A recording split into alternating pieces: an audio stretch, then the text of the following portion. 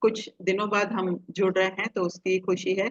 और पद्मा जी हमें, हमारी प्रिय काउंसलर और मेंटर और फ्रेंड, हमें गणेश जी की कुछ स्टोरीज बताएंगी।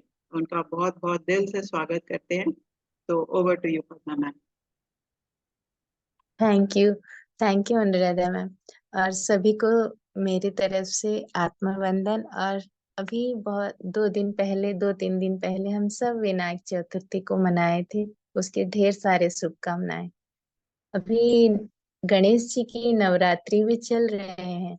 9 दिन कहीं पर रखते भी हैं, 9 10 दिन रख के फिर विसर्जन होता है। तो आज हम उस तत्व को गणेश जी का तत्व क्या है, और गणेश जी जो हम इस पूजा करते हैं, गणेश जी उस बारे में, कौन से गणेश के रूप को हम पूजा करते हैं, कैसे करना चाहिए, इसके पीछे की कहानी क्या है, कुछ मैं जितना जानती हूँ वो आप सभी से शेयर करूंगी। ये तो बहुत बड़ा है, आज थोड़ा शेयर करूंगी जितना हो सके। फिर कभी और एक क्लास में और गणेश का तत्व के बारे में आपको बताऊंगी। तो पहले, ये जो गणेश चतुर्थी है, हम जो अभी पूजा किए 7 तारीख को, ये गणेश चतुर्थी जो है, भाद्रपद महीना जो अभी चल रहा है, ये चतुर्थ शुक्ल पक्ष शुक्ल पक्ष चतुर्थी के दिन पूजा करते हैं।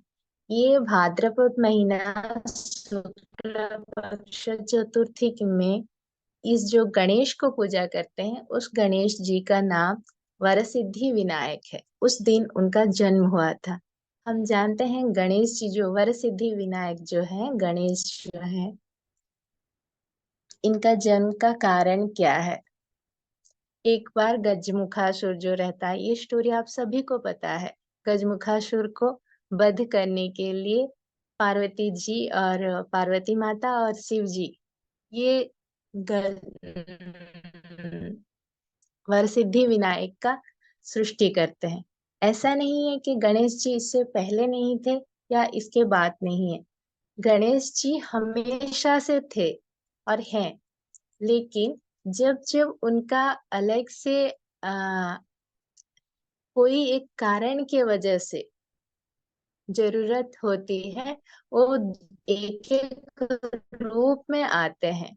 जैसे अभी वरसिद्धि विनायक के रूप में आके बाल रूप में ही मुखासुर का वध करते हैं। ऐसे ही गणेश जी बहुत सारे रूप में ही जितने भी कार्य हैं वो सिद्धि करते हैं।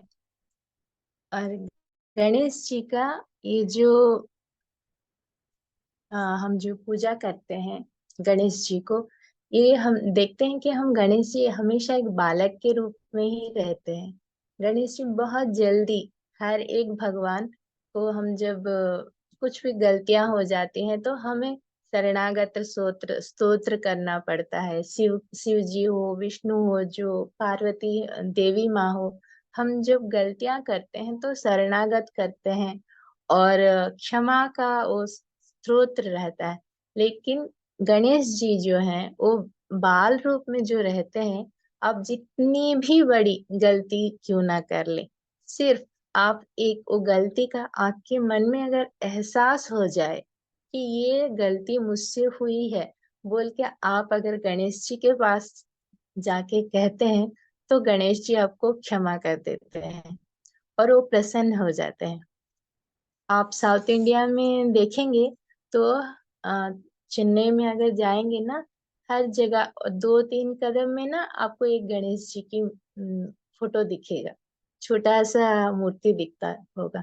और हर जगह पर गणेश जी को वो लोग इतनी, उनका बिलीफ है, जो जितना भी बड़ा ऑफिसर हो, कार में जाता हो, जो भी हो, वो उतर जाएगा और वो मूर्ति के सामने 3 बार ना हाथ को ऐसे क्रॉस, कान को पकड़ के क्रॉस, राइट राइट हैंड से लेफ्ट और लेफ्ट हैंड से राइट ईयर को पकड़ के 3 बार उठक बैठक करते हैं। हम भी करते हैं गणेश जी के सामने सब। अगर हम गणेश जी के सामने ऐसे 3 बार उठक बैठक कर देते हैं ना, अब जितना भी बड़े गलती क्यों ना कर लो, गणेश जी आपको माफ कर देते हैं और आपको जो चाहिए वो दे देते हैं।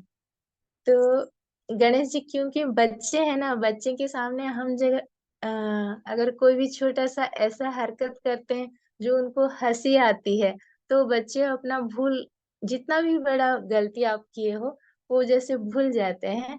जैसे गणेश जी भी हम जितना भी बड़े गलती कर रहे हैं, वो गलतियां भूल जाके हमें जो चाहिए वो दे देते हैं। इसके पीछे भी एक छोटा सा स्टोरी है।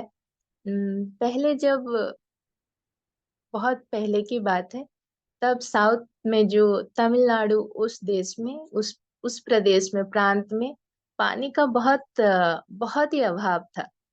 तब बहुत सब लोग गणेश जी को मतलब पूजा करते हैं कि यहाँ पानी का बहुत अभाव है। तो वहां पर अगस्त्य महामुनि जो है वहां पर तपस्या कर रहे हैं। और अगस्त्य महामुनि की कमंडल जो है, कमंडल, उसमें बहुत सारा पानी है। अब जानते हैं अगस्त्य महामुनि समुंदर को भी कमंडल में भर लेते हैं। तो अगस्त्य महामुनि वो सोचते हैं कि अगस्त्य महामुनि में जो पानी है, कमंडल में जो पानी है, वो पानी अगर मैं यहाँ वो कमंडल को अगर गिरा देता हूँ तो वो पानी इन लोगों का पानी का समस्या दूर कर लेगा। तो गणेश भगवान जाते हैं वहां पर। तो अगस्त महामुनि तपस्या करते होते हैं। तो ये क्या करते हैं, धीरे जाके वो अगस्त महामुनि का वो कमंड, जो पानी का वो रखा रहता है कमंडल, उसको गिरा देते हैं। तो पानी पूरा नदी होके बह जाती है। तो अगस्त महामुनि की वो तपस्या भी टूट जाती है। तो गुस्से में आके कौन मेरा ये तपस्या भंग कर दी, बोल के देखते हैं तो उनका कमंडल से पानी पूरा बह रहा है और गणेश जी दौड़ रहे हैं। तो अगस्त मुनि उनको मारने के लिए वो भी पीछे पीछे दौड़ते हैं। तो फिर कुछ देर बाद देखते हैं तो देखने से वो पता चलता है कि वो गणेश जी हैं। तो अरे ये तो गणेश भगवान है, स्वयं शिव जी के पुत्र हैं। तो फिर वो अगस्त महामुनि उनसे माफी मांग के, मैंने आपको गलत समझा और आपको मारने के लिए आया और सोच के वो उनके सामने 3 बार उठक बैठक करते हैं। तो गणेश जी बहुत खुश हो जाते हैं, खुश हो जाते हैं। तो और तभी से सब लोग, तब से आज तक गणेश जी के सामने हर कोई 3 बार उठक बैठक करने से गणेश जी बहुत प्रसन्न हो जाते हैं। जो भी चाहिए वो दे देते हैं। तो उस उन लोगों का पानी का वो समस्या ही दूर हो गया। इसीलिए वो लोग आज भी गणेश जी के सामने 3 बार उठक बैठक जरूर करते हैं। चेन्नई के साइड आप जाएंगे तो देखेंगे हर कोई 3 3 बार उठक बैठक करता है। और गणेश जी को अब हम जितने भी प्रसाद चढ़ाते हैं, जो भी प्रसाद, उनमें सबसे उनका पसंदीदा प्रसाद हम मोदक सोचते हैं, लेकिन उनसे सबसे प्रिय है उनका नारियल और कुकुम्बर को, कीरा बोलते हैं ना, खीरा कुकुम्बर को खीरा कीरा, खीरा। कीरा बोलते हैं, हाँ। वो कीरा, कीरा और नारियल, ये दोनों जो है, ये दोनों उनके बहुत पसंद के प्रसाद है। अगर आप वो दोनों फल उनको दे देते हैं ना, वो बहुत प्रसन्न हो जाते हैं। और खीरा क्यों उनको बहुत पसंद है, पता, उनका भी एक रीजन है। खीरा जो है एक ही ऐसा फल है जो, ये एक्चुअली हम जो कुकुम्बर लेते हैं ना मैम, ये कच्चा वाला, और एक भी उसका फ्रूट जैसा मिलता है। मतलब ये रॉ का फॉर्म है। और एक पूरा पका वाला भी एक रहता है कुकुम्बर का। वो क्या होता है, जब वो पूरा पक जाता है ना, वो अब पेड़ से अपने आप गिर जाता है। इतना हल्के से गिरता है, इतना आसानी से गिर जाता है, मतलब पेड़ को पूरा छोड़ देता है। उस फल को नैवेद्य मतलब प्रसाद के रूप में गणेश जी स्वीकार करते हैं। इसका अर्थ क्या है कि मैं शरीर जो हूँ, ये शरीर में नहीं हूँ। जब मेरा जीवात्मा इस शरीर को छोड़े, वो कुकुम्बर के जैसे ही, वो कीड़ा जैसे छोड़ता है शरीर पेड़ को, वैसे मैं भी उसको छोड़ दूं, ये शरीर को। उसका अर्थ ये है।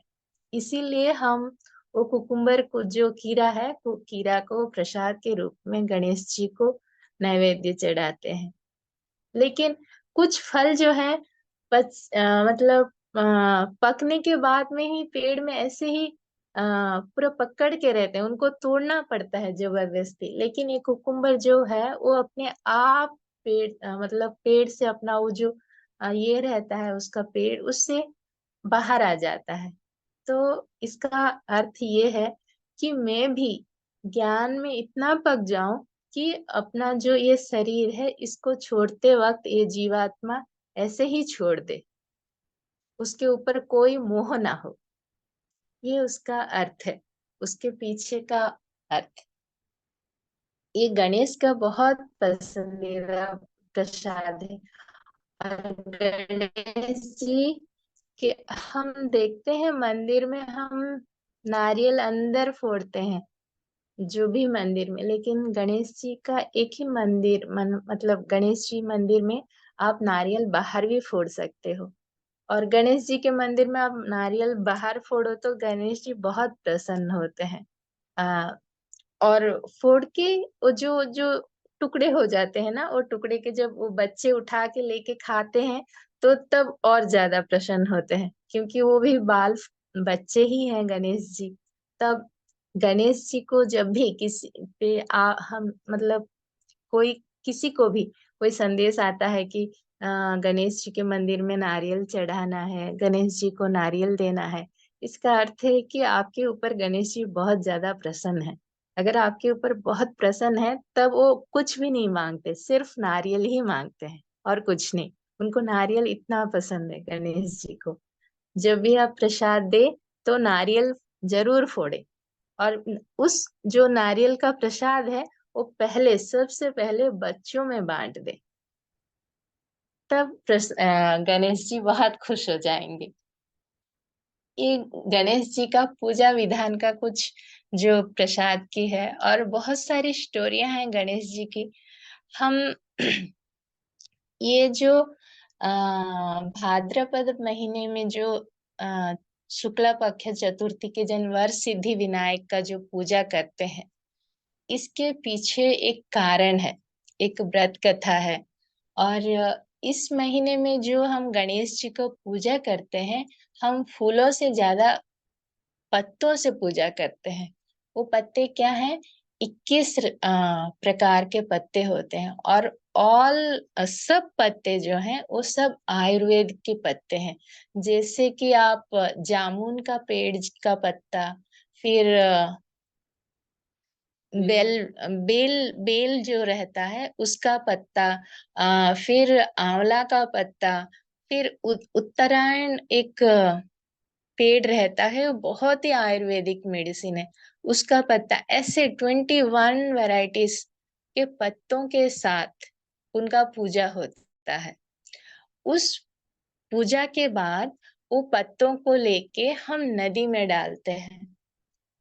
हर चीज ना एक साइंटिफिक चेन है। हमारे माइथोलॉजी में ऐसे कोई भी सिस्टम पूजा ऐसे ही नहीं रखा गया। आप अगर एनालाइज करेंगे ना, इससे पहले भाद्रपद महीने के पहले हमारा श्रावण का महीना था। श्रावण के महीने में नदी का स्नान पूरा मना है, क्योंकि तब बहुत बारिश होता है, उसमें विष जंतु बहुत ज्यादा रहते हैं और विष बहुत रहता है। इसीलिए श्रावण के महीने में नदी का स्नान किया नहीं जाता। तो अभी जब ये भाद्रपद महीना आया तो ये आयुर्वेदिक जितने भी पत्ते गणेश जी को पूजा करते हैं ना, ये पत्ते सब गणेश का जो मिट्टी का मूर्ति रहता है, वो मिट्टी के मूर्ति को छूने के बाद वो भू तत्वों को छूने के बाद उस जब वो मिट्टी को और वो पत्ते को नदी में विसर्जन करते हैं, उसका वो आयुर्वेदिक जो तत्व रहता है, वो पानी में मिल के उसका जितना भी विष तत्व है वो सब चला जाता है। इसीलिए हमें उस दिन वो 21 टाइप्स ऑफ वैरायटी के वो पत्तों के साथ, सब आयुर्वेदिक, उस पत्तों को पूजा करके फिर हम नदी में उसको विसर्जन करते हैं। सब एक ही साथ जब विसर्जन करेंगे तो उस नदी का, पहले तो लोग पाइप कुछ नहीं था ना, ऐसे पीएचडी वाटर, नदी का पानी ही पीते थे। तो क्या होगा, तो इसीलिए वो लोग क्या करते थे, ये सब आयुर्वेदिक पत्ते डाल के नदी में डाल देते थे। उसके वजह से वो पानी फिर से शुद्ध हो जाता था, पीने के लिए, नहाने के लिए, सभी चीजों के लिए। ये एक है। और इस कहानी, इस वरसिद्धि विनायक का बहुत सुंदर सा कहानी है। पहले के जमाने में, जब ये द्वापर युग का कहानी है, कृष्ण परमात्मा का युग का कहानी, तब यदुवंश जो होता है, यदुवंश में एक राजा रहता है। ये वो राजा का नाम आ, उनका नाम कुछ रुकिए, हाँ, निगुड़ हुआ, निगुड़ु, निगुड़ु है उनका नाम। तो उन राजा का, उस राजा के दो पुत्र रहते हैं, एक सत्राजित है और एक प्रसन्न। तो सत्राजित और दो पुत्र रहते हैं। सत्राजित जो है वो बड़े बेटे हैं। वो सूर्य भगवान को प्रार्थना करते हैं, और सूर्य भगवान प्रसन्न होकर जब आते हैं, उनको सूर्य भगवान के गले में एक मणि होती है, उसका नाम समंतक मणि है। तो सत्राजित बोलते हैं मुझे ये मणि चाहिए। तो सूर्य भगवान, ठीक है, मैं दे देता हूँ तुम्हें ये मणि, लेकिन हमेशा याद रखना, ये मणि धारण करने के लिए बाह्य और अंतः शुद्धिकरण की बहुत जरूरी है। अगर बाह्य अंतःकरण, अंतः अंतःकरण शुद्धि नहीं होती है, तो ये मणि जो भी व्यक्ति धारण करता है उसका मृत्यु हो जाएगा।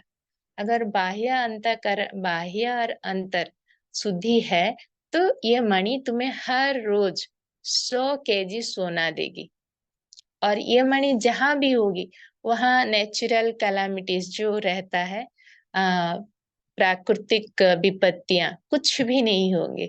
बारिश, बहुत ज्यादा बाढ़ हो जाना, फिर सूखा पड़ जाना, ऐसा कुछ भी नहीं होगा। हरा भरा रहेगा, लोगों में शांति रहेगी, लोग बहुत खुश रहेंगे।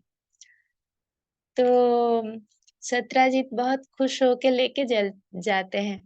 सत्राजित ये मणि पहन के वो कृष्ण परमात्मा के पास जाते हैं। ये सोचते हैं कि ये कृष्ण को दे देने से अच्छा होगा, ये राजा का पास रहना अच्छा है। तो सत्राजित पहन के वो कृष्ण के पास जाते हैं, द्वारिका। तो फिर सब देख के आश्चर्य हो जाते हैं, इतना इतना तेजोमय मणि है। फिर कृष्ण को देख के, उनके देखते ही उनके मन में ये आ जाता है कि कृष्ण तो पहले से ही चोर, मतलब कृष्ण भगवान पहले माखन चोर करते थे ना, चोरी करते थे। तो वो उनके दिमाग में वो आ जाता है, तो कृष्ण भगवान तो झूठ भी बोलते हैं और माखन भी चोर करते हैं, तो ये मणि कैसे दूं। तो उनके अंदर अंत में एक और सूची नहीं है, तो ये मणि और उनके पास रहेगा नहीं। वो ये भी पता हो गया उनको, नहीं कृष्ण को दूंगा तो नहीं होगा, कृष्ण देखते ही ये ले लेंगे।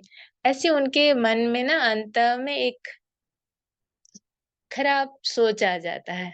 तो ये क्या करते हैं, वो मणि को तुरंत उसके भाई और प्रसन्न को दे देते हैं। वो प्रसन्न वो मणि पहन लेते हैं। कृष्ण परमात्मा के साथ एक दिन वो दोनों, कृष्ण परमात्मा और वो उनके भाई, जंगल में चले जाते हैं शिकार करने के लिए। तो शिकार करते हुए वो कृष्ण परमात्मा एक तरफ चले जाते हैं, और उनका भाई जो पहने हैं समंता का मणि, वो दूसरे तरफ चले जाते हैं। तब वहां पे उनको ऐसे ही कुछ होता होगा, तो नीचे उतर के, घोड़े से उतर के वहाँ नीचे उतरते हैं, फिर आते हैं। तो वहां से उन्हें ना बाह्य सूची भूल जाते हैं। बाह्य सूची भूल जाने से वो क्या करते हैं, वो मणि उनके पास और नहीं रहेगा। बाह्य सूची या अंत सूची, जो दोनों से एक भी टूटता है तो मणि उनके पास रहता नहीं।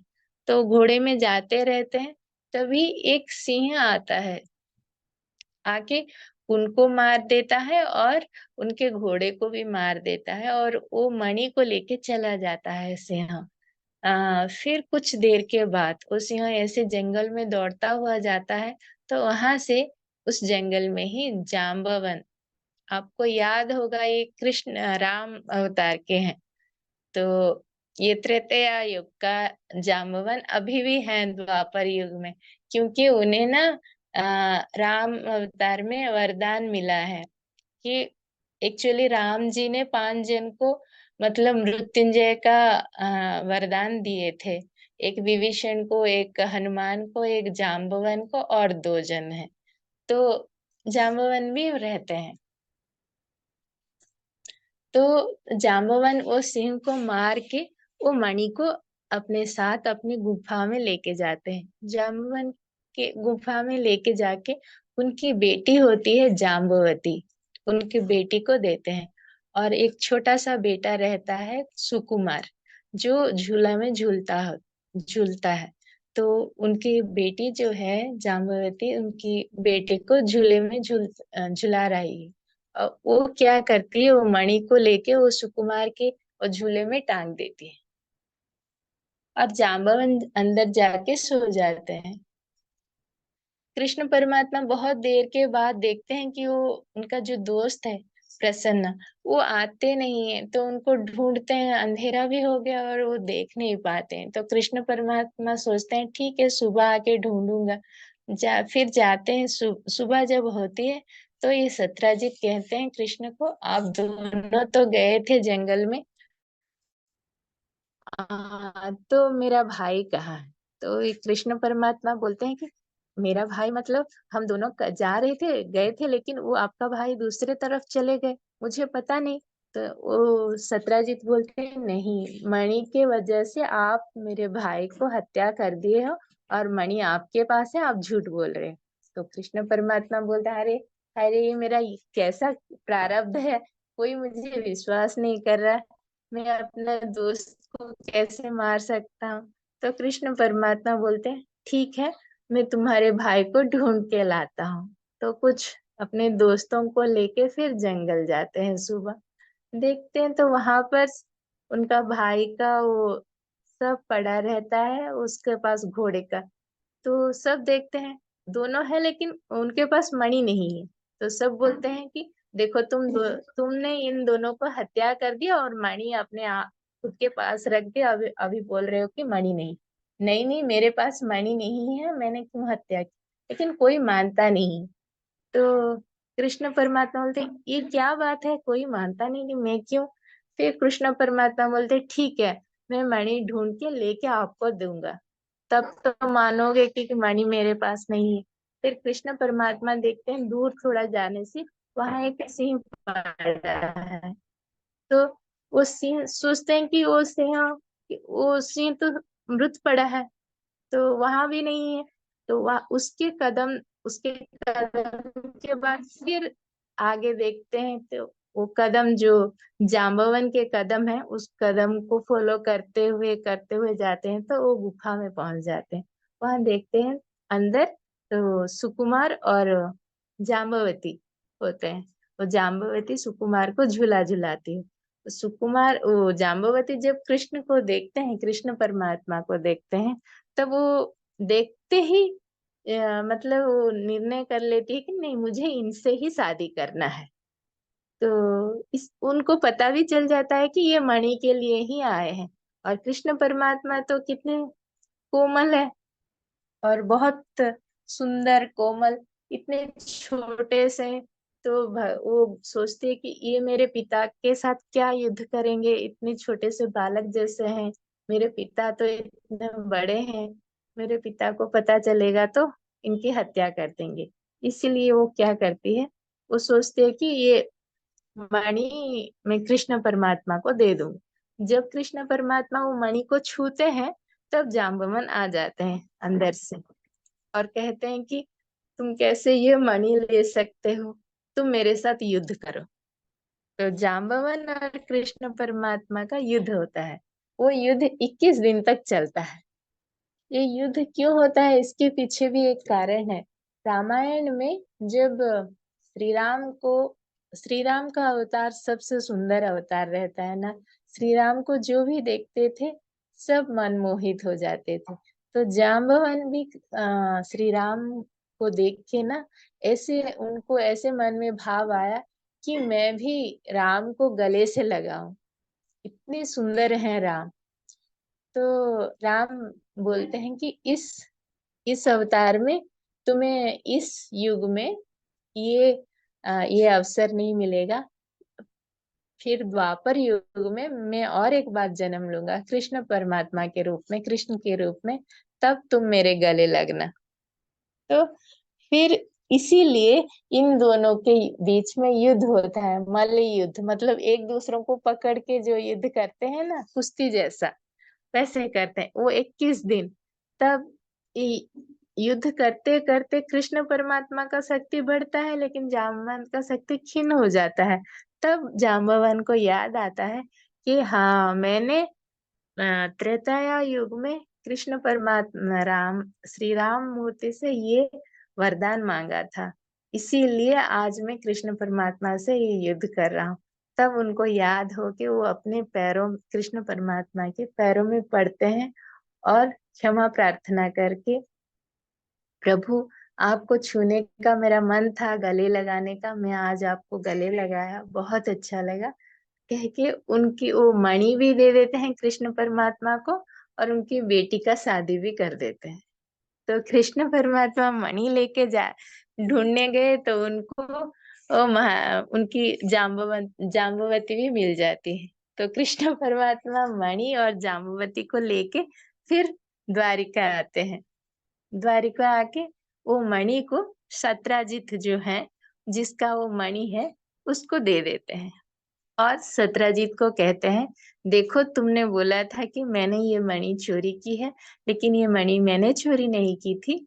ये मणि ऐसे ऐसे होके जाम्बवन के पास गया, वो स्टोरी सब बताते हैं, और ये अभी ये लो तुम्हारी मणि, तुम रख लो। तो तब सत्राजीत बहुत शर्मिंदा होते हैं कि मैंने कृष्ण परमात्मा के को इतना, मतलब संदेह किया, वो तो परमात्मा है बोल के उनको वो प्रायश्चित करते हैं। वो बोलते हैं, मुझे माफ कर दीजिए भगवान, और ये मणि आप खुद रखिए, और ये मेरी बेटी सत्यभामा, जो आप सब जानते होंगे, सत्यभामा को कृष्ण के साथ दे देते हैं, शादी करते हैं। तो कृष्ण परमात्मा बोलते हैं, नहीं नहीं, ये मणि मुझे बिल्कुल नहीं चाहिए, आप मणि रखो, आप इतने मुश्किल से ये मणि लेके आए हो, तो आप ही आपके पास अभी मणि रखो, किसी को मत देना, बोलते हैं। तो कृष्ण परमात्मा अभी सत्यभामा और जाम्बवती को लेके द्वारिका चले जाते हैं और वहां खुशी खुशी रहते हैं। ऐसा कुछ दिन होता है।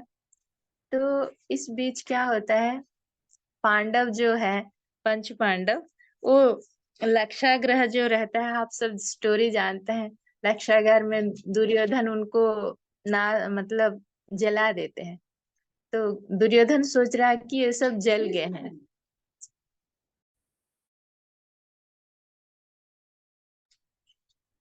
लक्षाग्रह में सबको जला देते हैं, दुर्योधन सोच रहा है कि ये सब जल गए, लेकिन कृष्ण परमात्मा को सब बोलते हैं, मतलब सब लोगों को खबर आ जाती है कि पंच पांडव और कुंती मर गए हैं लक्षाग्रह में।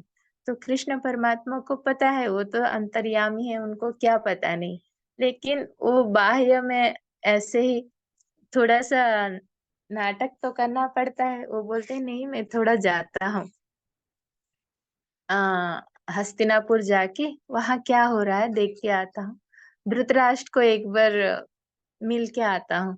तो धृतराष्ट्र के पास जाते हैं और बोलते हैं कि धृतराष्ट्र ऐसे ही मतलब अंदर से तो बहुत संतोष है कि कुंती और पंच पांडव की हत्या हो गई है, वो मर गए हैं बोल के, लेकिन बाहर से ऐसे ही रोते हैं। तो कृष्ण परमात्मा को भी ये पता है, तो कृष्ण परमात्मा भी बाहर से नाटक जैसे ही उनको थोड़ा सा सांत्वना देके आते हैं।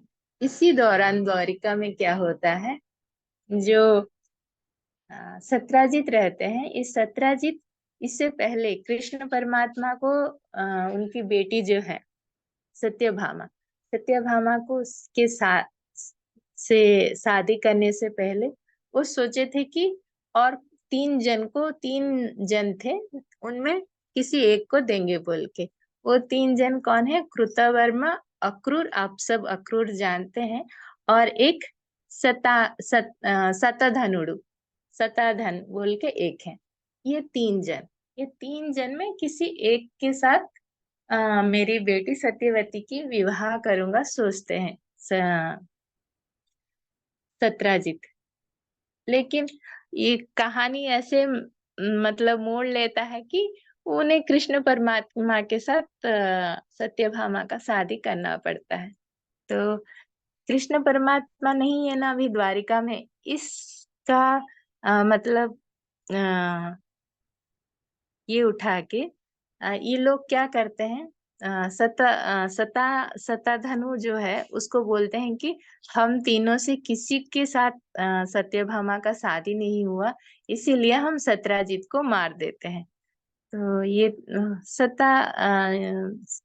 सताधनु जो है वो सत्राजित का हत्या कर देते हैं। हत्या करके वो मणि लेके आ जाते हैं। हत्या तो कर देते हैं, इसके बाद उन्हें प्रायश्चित होता है। अरे मैंने तो हत्या कर दी, लेकिन कृष्ण परमात्मा तो फिर द्वारिका आएंगे। द्वारिका आने से उनको पता चल जाएगा कि मैंने इसका हत्या किया है, वो मुझे छोड़ेंगे नहीं। इसीलिए वो मणि को क्या करते हैं, मणि को अक्रूर के पास दे देते हैं, क्योंकि वो मणि ऐसे इंसान के पास रहना है जिसके बाह्य अंत में शुद्धि हो। तो अक्रूर बहुत कृष्ण भक्त है, इतने बड़े भक्त, उनसे बड़ा भक्त कोई नहीं है। तो उनको पास देके वो जंगल में चले जाते हैं। कृष्ण परमात्मा हस्तिनापुर से जब लौट के आते हैं, उन्हें पता चलता है कि उनके ससुर जी मतलब सत्राजित का हत्या कर दिया गया है। तो फिर वो बोलते हैं कि यह हत्या करके सत्राजित का हत्या सतधनु ने किया है, और वो समंतक मणि लेके चला गया है। समंतक मणि कहाँ पर है किसी को पता नहीं, क्योंकि समंतक मणि अक्रूर के पास है, ये बात सिर्फ सतधनु के ही पता है। फिर ठीक है, कृष्ण परमात्मा बोलते हैं ठीक है, मैं वो सतधनु को ढूंढ के फिर वो समंतक मणि ला के लेके आ जाता हूँ बोलेंगे। तो फिर वो जंगल की तरफ जाते हैं सतधनु को ढूंढने के लिए। तो वहां पर देखते हैं वो घोड़े में जाते रहते हैं। तो कृष्ण परमात्मा बलराम दोनों जाते हैं। कृष्ण परमात्मा बोलते हैं कि ये आप रथ में बैठे रहिए भैया, मैं क्योंकि ये फिर वो घोड़े से गिर जाता है, घोड़े से गिर के वो दौड़ के जाता है। तो कृष्ण परमात्मा बोलते हैं कि एक दौड़ता हुआ इंसान को रथ में जाके युद्ध करना न्याय नहीं है। आप रथ में ही खड़े रहिए भैया, मैं उसके साथ युद्ध करके वो मणि लेके आता हूँ। तो बलराम बोलते हैं ठीक है तुम जाओ, मैं यहाँ पे खड़ा हूँ। तो बलराम वहां खड़े रहते हैं, कृष्ण परमात्मा उसके पीछे जाके उसके साथ जाते हैं, तो उसके साथ युद्ध करते हैं। युद्ध में शतधनु का मृत्यु हो जाता है, लेकिन उसके पास मणि होता ही नहीं है। तो कृष्ण परमात्मा आ जाते हैं, बलराम को बोलते हैं कि बलराम पूछते हैं कि ते वो मणि कहाँ है? तो कृष्ण परमात्मा बोलते हैं शतधनु को तो हत्या हो गया, लेकिन युद्ध में, लेकिन उसके पास मणि नहीं था। तो बलराम बोलते हैं कि तुम तो बचपन से झूठ बोलते हो हमेशा, हम माखन जब खाते थे तब से झूठ बोलना तुम्हारी आदत है, अभी भी झूठ बोल रहे हो। मणि तुम खुद रख लिया और मुझे बोल रहे हो कि मणि नहीं है तुम्हारे पास। तो कृष्ण परमात्मा बोलते ये क्या प्रारब्ध है, कोई मेरा बात मानता ही नहीं कि मणि मेरे पास नहीं है। तो बलराम बोलते वो मणि दिन में 100 केजी सोना देता है। तो बलराम बोलते हैं कि 100 केजी सोना देता है, उसमें से आधा मुझे देना पड़ेगा, इसीलिए तुम झूठ बोल रहे हो मणि के अपने पास रख के। ऐसा सोच के वो गुस्सा करके वहीं से सीधा वो मिथिला चले जाते हैं कृष्ण परमात्मा को छोड़ के। तो कृष्ण परमात्मा हैरान हो जाते हैं, एक क्या है, कोई मेरा बात विश्वास ही नहीं कर रहा है। इसके बाद वो अपनी महारानी जो रानियां हैं जाम्बवती के पास जाते हैं। जाम्बवती को बोलते हैं कि ऐसे शतधनु का मृत्यु हो गया, लेकिन उसके पास मणि नहीं था। तो जाम्बवती भी विश्वास नहीं करती है, वो बोलती है आप आप झूठ बोल रहे हो। देखो, वो मणि मेरे पिताजी ने मुझे दिया था और मेरे पिताजी आपको दिए थे वो मणि। और आप वो मणि को लेके क्या किया, जानबूझ के आप सत्राजित को देके सत्यवती से शादी करने के लिए सत्राजित को दे दिया। और दुनिया में कहते फिर रहे हो कि सत्राजित सत्राजित ने ये मणि मुझे दिया है। लेकिन बात क्या है, ये मणि आपको मेरे पिता ने जाम्बवंत ने दिया है। वो गुस्सा करती है, वो बोलती है अभी मणि आप ही के पास है और आप बोल रहे हो, आप झूठ बोल रहे हो। क्योंकि मैं, अगर आप बोलेंगे कि ये मणि मेरे पास है तो ये मेरे पिताजी का मणि है, मुझे दे दो बोलूंगी बोल के आप झूठ बोल रहे हो। वो भी कृष्ण परमात्मा के ऊपर विश्वास नहीं करते। तो कृष्ण परमात्मा, अरे ये क्या है, फिर वहां से फिर सत्यवती के पास जाते हैं। सत्यवती बोलती है कि मेरे वो मणि कहाँ है, तो बोलते मणि मेरे पास नहीं है। तो वो सत्यभामा भी फिर बोलती है कि नहीं, जाम्बवती को देने के लिए आप झूठ बोल रहे हो कि ये मणि मेरे पास नहीं है। क्योंकि जाम्बवती के पिता ने आपको दिया था। लेकिन याद रखिए वो मणि पहले मेरे पिताजी के पास आया था, तो मणि में मेरा पहला हक है, तो मणि मेरा है, इसीलिए आप झूठ बोल रहे हैं। तो कृष्ण परमात्मा पूरा आश्चर्य हो जाते हैं, सब लोग मुझे झूठ बोल रहे हैं, वो सोच रहे हैं। और जितने भी द्वारिका के निवासी हैं सब वही सोचते हैं कि मणि उन्हीं के पास है, कृष्ण परमात्मा के पास। लेकिन कृष्ण परमात्मा को पता है कि वो मणि उनके पास नहीं है।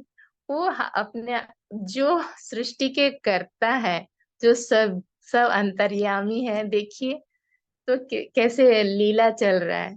तो कृष्ण परमात्मा खुद अपने सर पे हाथ रख के बोलते हैं, ये मेरा कौन सा प्रारब्ध चल रहा है, सब मुझे कोई विश्वास नहीं कर रहा है और हर कोई मेरा साथ छोड़ रहा है। तभी नारद मुनि आते हैं उनके सामने। नारद मुनि को बोलते हैं कि क्या हुआ, तो कृष्ण परमात्मा बोलते हैं ऐसा ऐसा चल रहा है, कोई मेरा विश्वास नहीं कर रहा, मेरा इतना मतलब अपमान हो रहा है, तो ऐसा क्यों हो रहा है। तो कृष्ण और नारद बोलते हैं कि तुम जो तुम जब जंगल में गए थे शिकार के लिए अपने दोस्त प्रसन्न के साथ, तब भाद्रपद महीना का शुक्ल पक्ष चतुर्थी था। और भाद्रपद महीना शुक्ल पक्ष चतुर्थी में जो चंद्र दिखता है, चंद्र रहता है, उस चांद जो दिखता है शाम के वक्त, उस चंद्र को जो देखता है उस दिन, उसको मतलब साल भर निंदा ही सुनना पड़ता है, क्योंकि वो चंद्र का शाप है। इसीलिए तुम जो भी ना भी किए हो वो काम, तुम्हें हर किसी से निंदा सुननी पड़ रही है। तो कृष्ण परमात्मा पूछते हैं तो इसका मतलब, इससे बाहर कैसा आया जाए। तो नारद बोलते हैं तुम वर सिद्धि विनायक का पूजा करो। तो कृष्ण परमात्मा को वो व्रत कथा पूरा नारद मुनि बताते हैं, जो विष्णु पुराण में लिखा है। ये सब विष्णु पुराण का कथा है, पराशर महर्षि ऋषि ने लिखा है ये स्टोरी सब विष्णु पुराण में। तो नारद मुनि जो है ये कहानी फिर कृष्ण परमात्मा को सुनाते हैं कि ऐसे ऐसे व्रत किया जाता है। तो कृष्ण परमात्मा वर सिद्धि विनायक पूजा करते हैं। तो कृष्ण परमात्मा पूछते हैं कि भाद्रपद महीना चतुर्थी के दिन कृष्ण को, चंद्र को देखने से क्यों मतलब ऐसे निंदा होती है। तो फिर नारद जी बोलते हैं कि इस दिन चंद्र को शाप्य मिला है।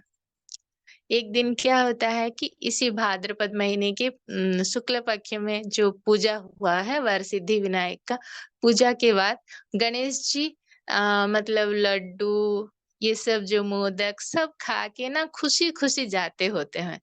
और उन उनका पेट तो बहुत बड़ा है और छोटे से हैं गणेश जी। वो जाते होते हैं, जाते जाते वो चंद्रलोक में चले जाते हैं। चंद्रलोक में जाने के बाद वहां पे देखते हैं चंद्र उनको देख के हंसते हैं। चंद्र तो बहुत सुंदर है बाहर से, तो गणेश जी का आकार देख के, छोटा है, फिर उनका पेट इतना बड़ा है, हाथों में बहुत सारा लड्डू खाना खा लिए हैं, तो ऐसा रूप देख के चंद्र कृष्ण जी गणेश जी को देख के हंसते हैं। तो तभी गणेश जी बोलते हैं, तुम अपने बाह्य सुंदर को लेके इतना अहंकार है तुम में, लेकिन मेरा बाह्य सुंदर नहीं होने में भी मैं अंतः से बहुत सुंदर हूँ, और मैं सबकी अंतः में ही सुंदरता रखता हूँ।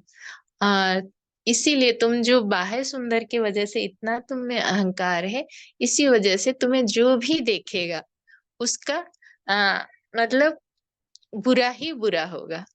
तो जब उससे आप ये दे देते हैं कृष्ण गणेश जी, तो च- इस जैसे श्राप दे देते हैं, तो और चंद्रमा को कोई देखता ही नहीं, चंद्र को कोई मतलब देखने से उनका बुरा होगा सोच के सब आग बंद कर देते हैं। तो सब आग जब बंद कर देते हैं तो चंद्रमा बोलते हैं, अरे कोई तो मुझे देख नहीं रहा है, और मेरा चंद्र किरणों का कोई मतलब मूल्य ही नहीं है, तो मैं यहाँ रह के क्या करूंगा, बोल के वो अपने जगह जो है उत्पत्ति जगह जो है क्षीर समुंदर में जाके छुप जाते हैं। चंद्र किरण नहीं होने से, तो चंद्र बिंब नहीं होने से तो फसल नहीं होगा, जो सुबह का जो वो सब गिरता है, चंद्र किरण भी चाहिए, तो फसल सब रुक जाती है। ऋषियां जितने भी ऋषि रहते हैं, सब फिर जाके वो चंद्रमा को बोलते हैं कि तुम जो समुन्दर में छुप गए हो, ऐसे होने से कुछ नहीं होगा, तुम एक काम करो, तुम गणेश जी के पास जाके माफी मांगो। अगर गणेश जी तुम्हें माफ कर देते हैं तो तुम आराम से, तुम्हें देखने से कोई कुछ नहीं होता है। तो वो चंद्र क्या करते हैं, गणेश जी के पास जाते हैं। गणेश जी को कहा जाता है कि नहीं, चंद्र आए हैं, तो क्यों आए हैं, ये आपसे माफी मांगने के लिए। तो गणेश जी बोलते हैं, ठीक है, मैंने चंद्रमा को माफ कर दिया है, जो भी चंद्रमा को देखेगा मतलब शाम के रात के वक्त कुछ नहीं होगा, लेकिन मेरे मतलब मैं जिस दिन वर सिद्धि विनायक के रूप में जिस दिन आया था, भाद्रपद महीने में वो चतुर्दशी के दिन, उस रात चंद्रमा को जो भी देखेगा उसको लेकिन अपनिंदाएं सुनना पड़ेगा साल भर। ये रहता है वो एक दिन, जो चंद्रमा को रात को देखता है वो साल भर कुछ उसका दोष भी नहीं होगा, लेकिन उसे कुछ ना कुछ सुनना पड़ेगा दूसरों से, ऐसा चलेगा बोलते हैं। तो ठीक है, तो चलता है। तो कृष्ण परमात्मा ये नारद मुनि ये कहानी कृष्ण परमात्मा को बताते हैं।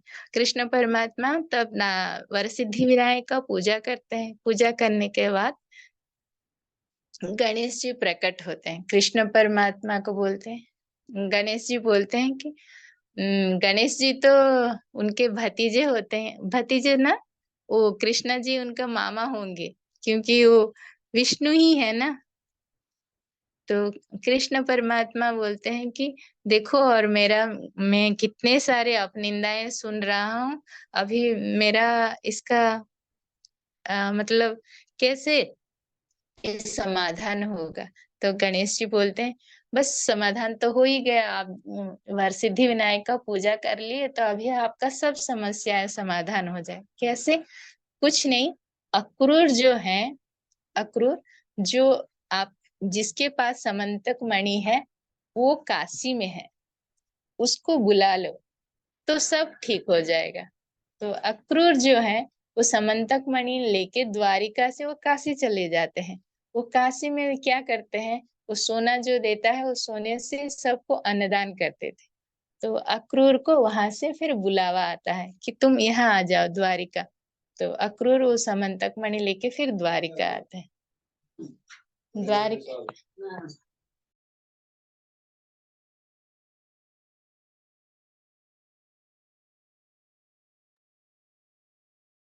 फिर अक्रूर द्वारिका आ जाते हैं मणि लेके।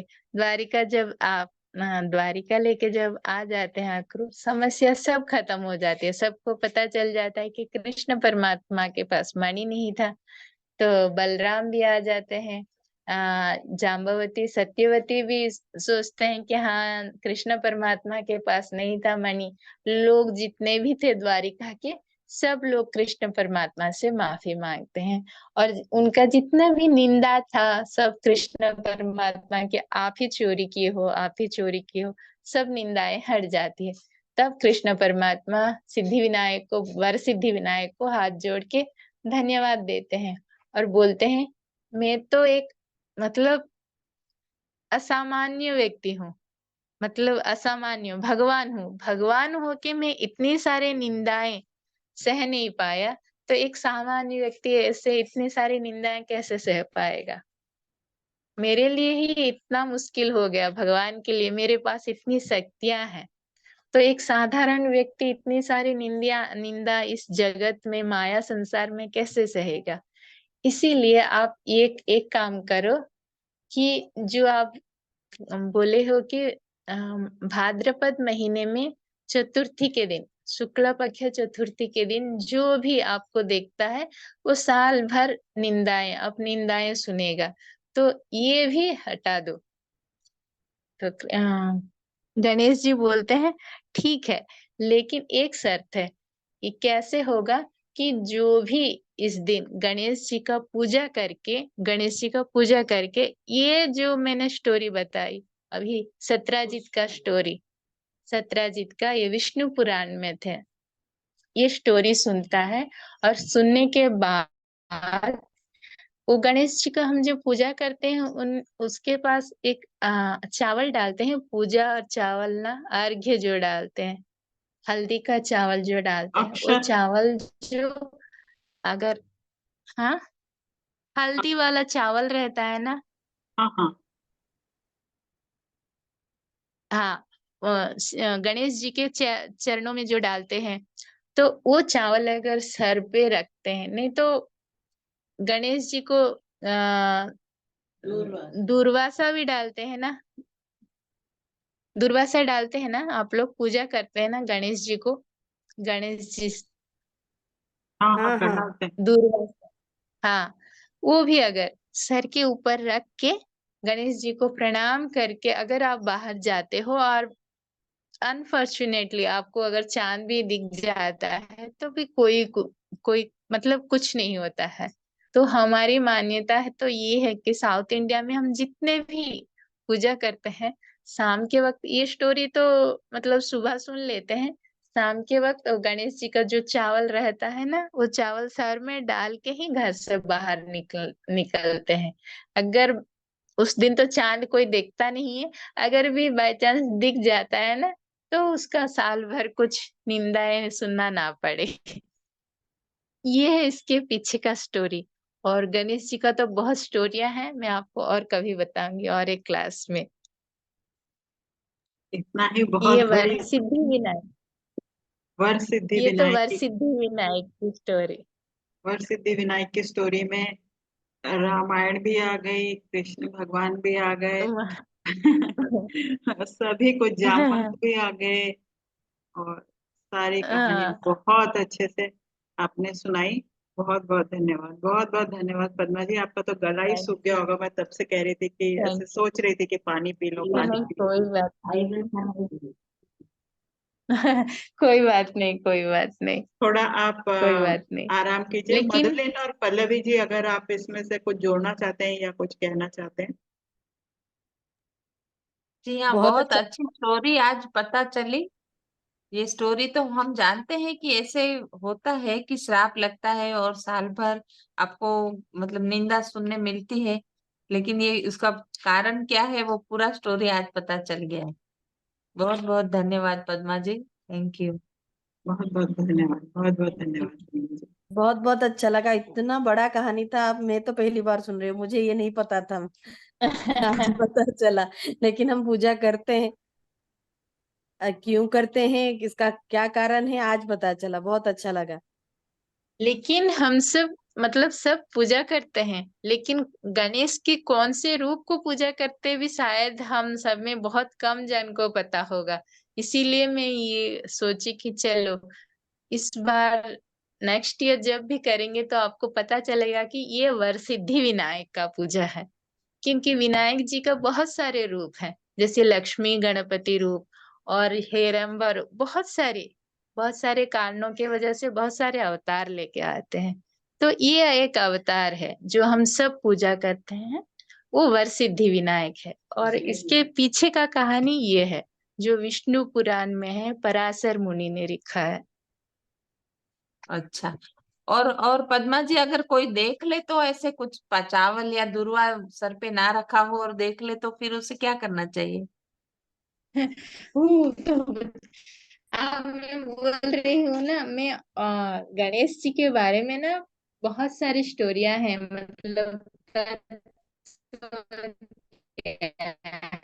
है, सब क्या है, सब बताऊंगी उसमें। हम लोग छोटे थे तो दादी से पूछते थे कि अगर देख ले तो क्या होता है। तो हमारी दादी बोलती थी कि अगर तुम लोग जितने भी है जब साउथ इंडिया में हम तो देखते नहीं है, अगर भी देख इनका बाय नवरात्रि में चांस। होता है ना, गणेश जी हर मंडप पे रखते हैं। हाँ। हम्म। बाय चांस तो ना, अभी भी ये जो गणेश तो होता नहीं है। देख, अगर आप कोई कोई भी देख लेता है तो कुछ भी नहीं है, उसका प्रारब्ध है। लेकिन अभी भी गणेश जी का जो 9 दिन चल रहा है, वहां पे भी हाँ। अगर चावल हो तो सर में रख सकते हैं। और नहीं तो सुबह गणेश जी के पास एक दुर्वास रख के ना, वो हम्म। दुर्वास को गणेश जी को चढ़ा के उसको हम अगर सर में रख के 3 बार उठक बैठक करते हैं तो गणेश जी हमारा जो भी है गलतियां अनजान से हुए या जानबूझ के भी करते हैं ना, वो माफ कर देते हैं अच्छा। गणेश जी। जी जी। तो हमारी ये दादी है। ऐसे बोलती थी कि अगर देख लो तो फिर जाके शंकर भगवान का दर्शन कर लो, तो वो उनके पिताजी है, तुमको हम्म। माफ कर देंगे। ऐसे बोलते थे हम्म। हम लोग जब छोटे थे तब। हम्म। जी जी जी। गणेश जी जो है वो हमारे मूलाधारा तत्व के जितने भी ध्यानी हैं हाँ वो सब जानते होंगे। हमारा मूलाधार जो है, गणेश जी मूलाधार के अधिष्ठान देवता है। देखिए गणेश जी को रेड कलर पसंद है, मूलाधार भी हाँ रेड कलर का रहता है। मंदार से पूजा करते हैं ना हम, हाँ हाँ। चाइना रोज जो रहता है उससे पूजा करते हैं। और गणेश जी भूतत्व, मिट्टी का जो है भूतत्व को मतलब रिप्रेजेंट करते हैं गणेश जी। और उनका नंबर 6 है गणेश जी का। गणेश जी का नंबर 6 है, लेकिन उनका जो भी पूजा करते हैं ना, वो 21 से होता है। 21, हम 21 टाइप के, मतलब वो पत्री से पूजा करते हैं। 21 टाइप के वेजिटेबल्स लेके एक मतलब उनका एक प्रसाद बनाते हैं। ऐसा पूजा 21 से चलता है। लेकिन उनका नंबर 6 के नंबर है, उनका नंबर गणेश जी का, शिव जी का 8 है। ऐसा मैं बताऊंगी गणेश जी के बारे में, बहुत सारी तत्व है। कभी और एक क्लास लेके 2-3 क्लास में बताऊंगी। जी ये जरूर सिर्फ बताइए। सिद्धि विनायक का गणेश तत्व बताया है। और through out India Ganesh ji का बहुत सारे चमत्कार, मतलब बहुत सारे मंदिर, बहुत सारे लीलाएं जो हैं, वो सब आप लोगों को बताऊंगी। अच्छा लगता है हमको हमको दूसरों भी को बढ़िया अच्छा लगा, सत्संग लगा। कहानी बहुत करना। बढ़िया कहानी लगा। मैं बस आपको ये बताना चाहती थी आखिरी में, कि ये जो 2 फूल है कमल का फूल, हाँ। ये बोधि ट्री होता है एक। बोधि वाह। ट्री